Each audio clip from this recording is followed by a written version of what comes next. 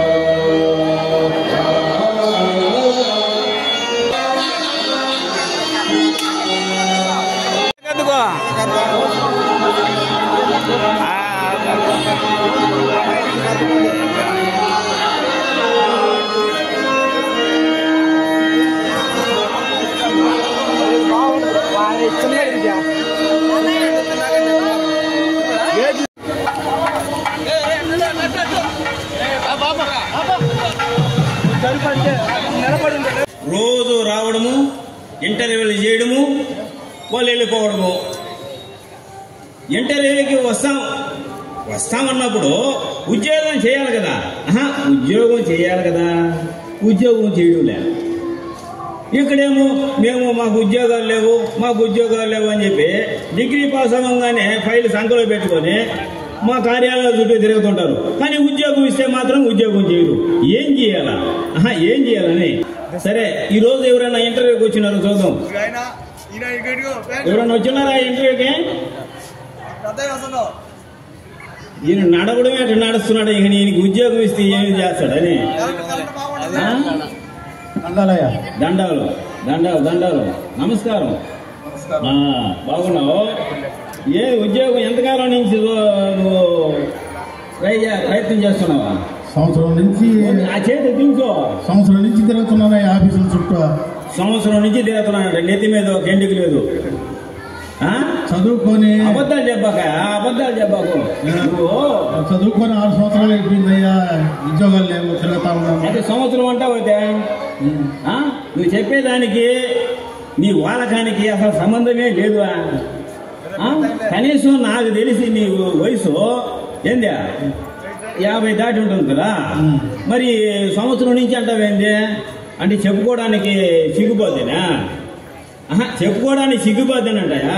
నేను ఉద్యోగాలు ఇస్తాం బాబు అని అంటుంటే ఉద్యోగానికి రారేంటి?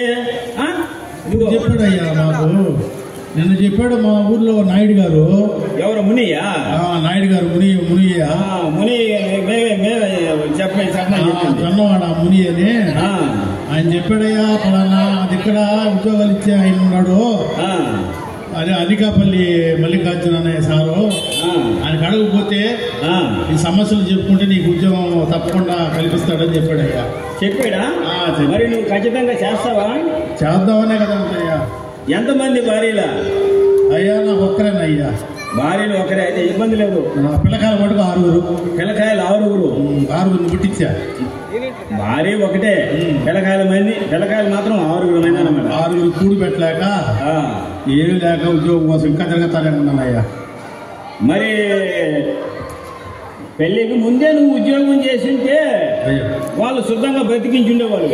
పెళ్లి చేసుకుని 6 మంది పిల్లకాయలు కన్నా తర్వాత ఇప్పుడు ఉద్యోగానికి వచ్చాడు ఈయన. ఏమే చేస్తానయ్యా? చేస్తావు కదా? ఖచ్చితంగా అగ్రిమెంట్ సంతకం పెట్టాలా? ఎందుకంటే నేను ఉద్యోగం ఇయ్యడము వాళ్ళు వెళ్ళిపోవడము, నేను ఉద్యోగం ఇయ్యడము వాళ్ళు వెళ్ళిపోవడము అగ్రిమెంట్లు అయిపోతున్నాయి, కానీ ఉద్యోగానికి రావడం లే. అర్థమైందా? ఖచ్చితంగా అగ్రిమెంట్ మీద సంతకం పెట్టు. ఏం వణకుతున్నావు? ఏంది దండం పెట్టుకో బాగా. సంతకం మాత్రము IAS ఆఫీసులు ఉన్నట్టుందా? సరే, నేను చెప్పేది ఏమిటి, 3 ఉద్యోగాలు ఉన్నాయి. ఆ 3 ఉద్యోగాల్లో ఏ ఉద్యోగం నచ్చితే ఆ ఉద్యోగం చేసుకో. ఏం లే, రైల్వేలో ఎంప్లాయ్, రైల్వేలో సెంట్రల్ గవర్నమెంట్ అంటే ఎంతమంటాయా? అది నవ్వయా? కేంద్ర గవర్నమెంట్. రైల్వేలో ఏం లే నీ పని, రాత్రి 1 గంటకి GT ఎక్స్ప్రెస్ వస్తుంది. నువ్వు లాంధ్ర ఎత్తుకొని ఆ GT ఎక్స్ప్రెస్ ముందర పెన్నానే దాటించాలయా? పట్టాల మీద లేకపోతే పక్కన చేరా? పట్టాల మీదయా? అది ఏం లే, కన్నానే దాటిచ్చేస్తే దాని పాటికి అది వెళ్ళిపోతుంది, నీ పాటికి నువ్వు వెళ్ళిపోవచ్చు. నేను దాటియాలా? అంతే. రోజుకి 1,00,000. రోజుకి 1,00,000? రోజుకి 1,00,000 అయ్యా, మంచి ఉద్యోగం అయ్యా. అది కదా అందరూ అదే మాట అంటున్నారు, మళ్ళీ ఎవరు రావడం లే. అయ్యా చేస్తానయ్యా. చేస్తావా? అగ్రిమెంట్ మీద సంతకం పెట్టావు కదా? పెట్టానయ్యా. అయ్యా, 1,00,000 రూపాయలు వస్తుందా? దాంట్లో ఏమన్నా మీరు కమిషన్ ఏమన్నా? నాకేం కమిషన్ వద్దు, నువ్వు బతుకుంటే. నీకు అర్థమైనట్లే నేను చెప్పిన ఉద్యోగం. నేను చెప్పింది అర్థమైందా? GT ఎక్స్ప్రెస్ దాటియాలి కన్నానేది. ఎక్కడి నుంచా? నెల్లూరు రైల్వే స్టేషన్ నుంచి కదా. కన్నా నది దాటించాలయ్యా. కన్నా నదిని దాటించాలా? కన్నా నదిని కాదు దాటించేది, కన్నా నది దాటించాలా? GT ఎక్స్ప్రెస్ ఆంధ్ర ఎత్తుకొని ముందు పరిగెత్తా ఉంటే నా వెనక GT ఎక్స్ప్రెస్ మన వెనకాది వస్తుంది. అయ్యా నేనుంటే కదా, నేనుంటే కదా నాకు 1,00,000 రూపాయలు వస్తుంది జీతం. అదే కదా నా 7 కొంత ఉద్యోగం. అయ్యా ఇది బాగాలేదు కదా, ఇంకోటి చెప్పయ్యా. సరే, కరెంట్ ఎక్కువైపోతుందని చెప్పి మళ్ళీ ఈ ట్రైన్స్ ఉన్నాయి కదా, ఈ ట్రైన్లన్నీ తీసేస్తున్నారు. Current train. మళ్ళీ బొగ్గింజిన్లు ఇంతకుముందు బొగ్గు వస్తుండే చిప్పు కన్నా ఆ బొగ్గింజిన్లు వచ్చేసేస్తాయంట. మళ్ళీ నువ్వు ఏంలే, ఆ పైన గొట్ట ఉంటది, ఏదా పొగబోయే గొట్ట ఉంటుందా, చిక్ అన్నప్పుడు మొహం పెట్టి పెట్టాలా, పొక్ అన్నప్పుడు పచ్చని తీయాలా. అంతే నీ డ్యూటీ. అదా? అంతే. అయ్యా, పొగ ఇటు పెడితే మొహం ఆడ ఉంటుందా? ఇంకా స్వామి అందుకే కదా ఉద్యోగాలు ఇస్తుంటే వెళ్ళిపోతుండేదే. అయ్యా నువ్వు చెప్పే ఉద్యోగాలు ఏం బాగలేవు. ఏం బాగలేవా? ఏంది జీటీ ఎక్స్ప్రెస్ ముందు బరిగీయమంటేవి నేనుంటే కదా ఈ బొగ్గించిన పొక్కాడ పెట్టమంటేవి తలకాయ నేనుంటాను కదా ఒక్కొట్టమేట పట్టుకోవాలా.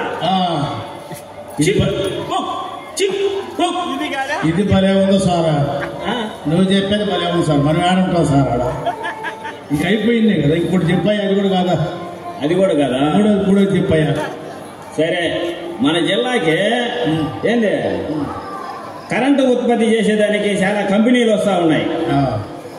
నీ డ్యూటీ ఏమిలే, వాళ్ళు కరెంటు ఉత్పత్తి చేస్తారు కదా, ఎంత ఉత్పత్తి అవుతుందానని చెప్పి నువ్వు టెస్ట్ చేయాలా చేతితో పట్టుకొని.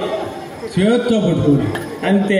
అంటే వైర్లు కరెంటు వైర్లు పట్టుకొని అంతే, ఇంకేమిలే, సింపుల్.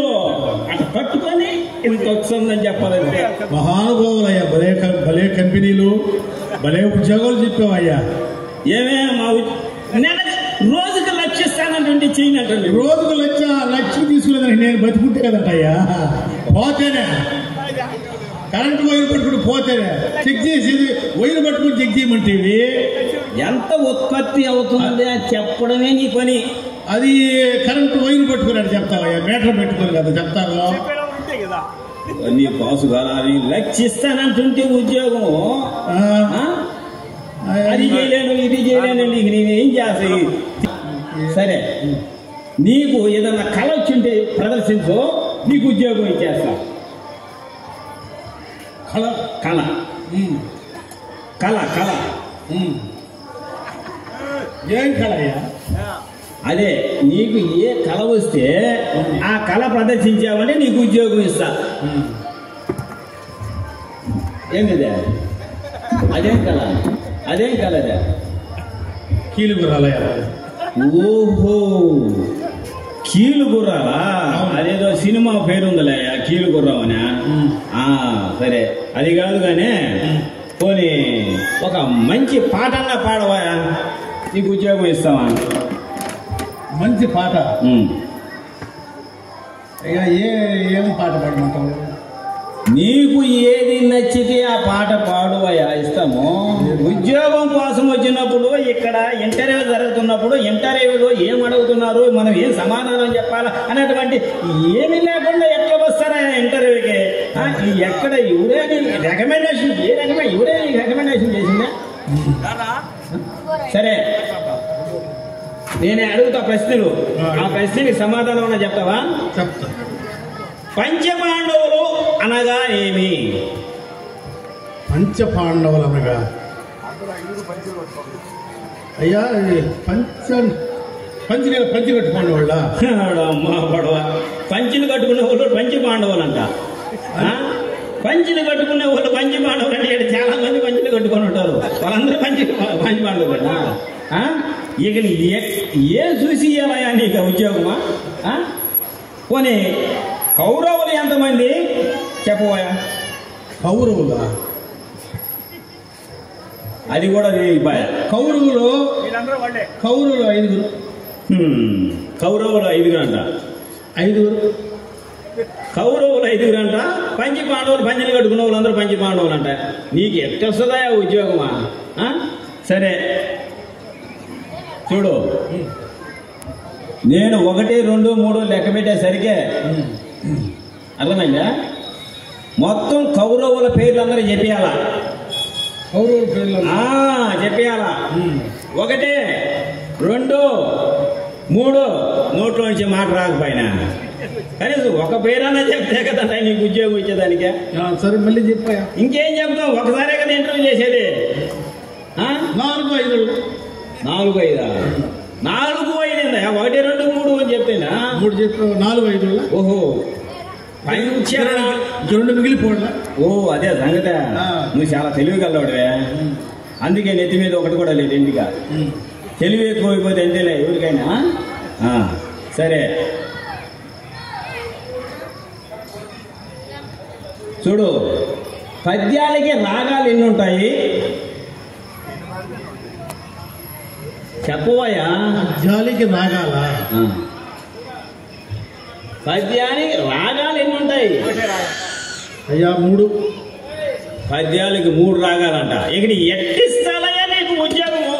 అసలు నిన్ను ఉద్యోగానికి పంపించిన అడగాల. అయ్యా మా గురువు గారు ఏం చెప్పాడంటే 6 అంటే క్వార్టరు, 3 అంటే 3 అంశాలు అని చెప్పుకున్నాడు అయ్యా మా రామకృష్ణ సారు. అందుకని రాగాలు 3 అని చెప్పాడు ఆయన. 3 అంటే 3 అంశాలు. 6 అంటే క్వార్టరు. అందువల్ల ఆయన చెప్పింది నేను చెప్తాను. ఓ స్వామి, నీ దగ్గర చాలా జ్ఞానం ఉందైతే. అబ్బా, ఇంత జ్ఞానం ఉంటే అది కష్టమే. నేను ఇచ్చే ఉద్యోగాలు నువ్వు చేయలేవు కానీ ఇంత జ్ఞానం పెట్టుకోనే.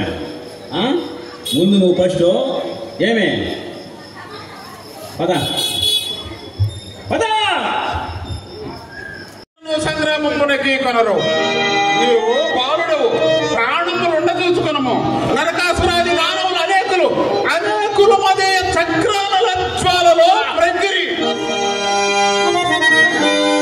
మాధవ, క్షత్రియ వంశ సంఛాతున్నది హస్తము కంఠము ధరించి వేరే ఆడుగనేలయ్యా. దేహ త్యాగమును భక్తియకున్నట్లే కదా.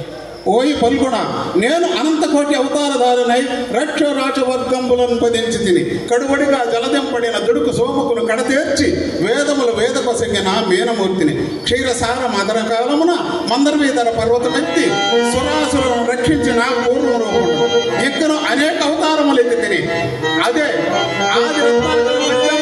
ఆది మీనమూర్తిని ఇప్పటికైనా దివ్య జ్ఞానం కలిగినదా? విడివను అమ్మాటికి విడవు. ఎంత చెప్పినా ఈతని మనము వివేకము నందదయ్యే. ఈతని ఎడ కొంచెం కాఠిన్యము ఊహించి చూచిదా. అర్జున, నీ హృదయ స్థితాభిప్రాయం ఎత్తియో చెప్పుము. ఏముంది, ఆ గైడు నిరపరాధుడు నవ్వచ్చుడు కూడా. మూఢుడా, గైడు నిరపరాధుడా? అట్లయిన లోపము నాయందున్నట్లనే ఇంతటి దురాచరుడు అని ఎరుగక బలరామాది ఎదుపుంగోలతో కలహించి నా చెల్లెలేగు సుభద్రను నీకిచ్చి వివాహము చేస్తేనే ధూర్తుడా. బావా, నీ చెల్లెలు నాకే ఎలవ సంగీతివయ్యా. ఏ మహారాజు కుమారుడు అర్పింపలేకపోతారా? ఇలాంటి కంచె త్వరగని ఎడల నేను బ్రహ్మచారునగిందును కదయ్యా.